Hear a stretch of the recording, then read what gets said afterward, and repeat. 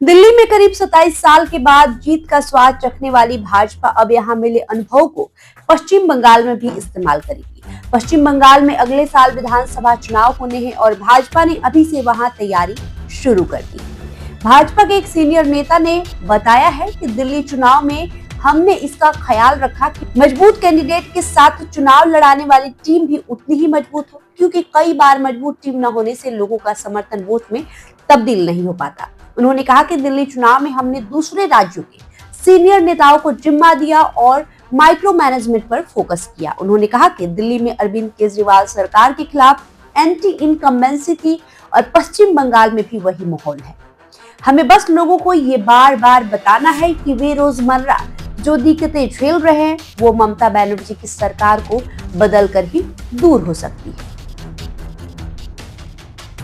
भाजपा नेता ने कहा कि भ्रष्टाचार का मुद्दा भी दिल्ली चुनाव में बड़ा फैक्टर रहा। पश्चिम बंगाल में भी हम घर घर तक ममता सरकार के भ्रष्टाचार किससे बताएंगे। पश्चिम बंगाल में 2011 से ही ममता बनर्जी की सरकार है। तब टीएमसी ने 34 साल पुराने लेफ्ट के किले को ढहाकर पहली बार सत्ता हासिल की थी। 2014 के लोकसभा चुनाव में भाजपा ने पश्चिम बंगाल की 2 सीटें जीती और तब से ही वहां अपनी पकड़ मजबूत करने के लिए लगातार प्रयासरत है।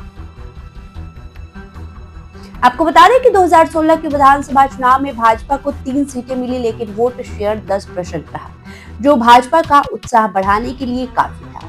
2019 के लोकसभा चुनाव में तो बीजेपी ने 42 सीटों में से 18 सीटों पर जीत दर्ज की, जो बीजेपी का पश्चिम बंगाल में अब तक का सबसे अच्छा प्रदर्शन रहा। हालांकि 2021 के विधानसभा चुनाव में ममता बनर्जी अपनी सत्ता बचाने में कामयाब रही, लेकिन भाजपा 77 सीटें जीतकर मुख्य विपक्षी पार्टी बन गई। 2024 के लोकसभा चुनाव में भाजपा 12 सीटें ही जीत पाई, लेकिन लेफ्ट और कांग्रेस की स्थिति को देखते हुए अभी तो ये लग रहा है कि पश्चिम बंगाल में मुख्य मुकाबला टीएमसी और भारतीय जनता पार्टी के बीच हो सकता है।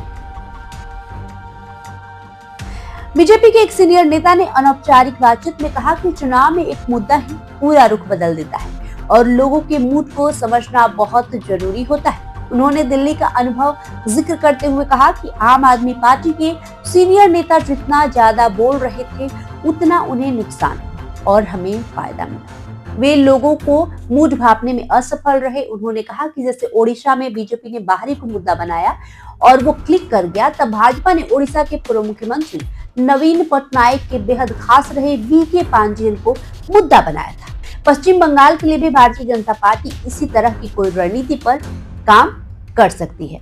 तो आपको बता दें कि दिल्ली में विधानसभा चुनाव में जिस तरीके से भारतीय जनता पार्टी को प्रचंड जीत मिली है, उससे उसका मनोबल काफी बढ़ा हुआ है। और सिर्फ बिहार में ही नहीं, बिहार में हालांकि 2025 यानी कि इस साल विधानसभा चुनाव होने वाले हैं। पश्चिम बंगाल विधानसभा चुनाव को भी लेकर भाजपा पूरी तरीके से तैयार है और भाजपा को ये पूरा भरोसा हो गया है कि भाई अगर दिल्ली में 27 साल बाद हम अपनी सरकार बना सकते हैं तो पश्चिम बंगाल में भी बना सकते हैं। और भाजपा नेता हालांकि वो ऑन कैमरा नहीं बोल रहे हैं, लेकिन अनौपचारिक बातचीत में ये जरूर कह रहे हैं कि हमने अभी से जो है वो पश्चिम बंगाल में तैयारियां शुरू कर दी है और वहां भी अगला सरकार जो होगा वो भारतीय जनता पार्टी का ही बनने जा रहा है। बहरहाल आपका इस वीडियो को लेकर जो भी प्रतिक्रिया हो कमेंट बॉक्स में लिखकर जरूर बताएं। बहुत बहुत शुक्रिया।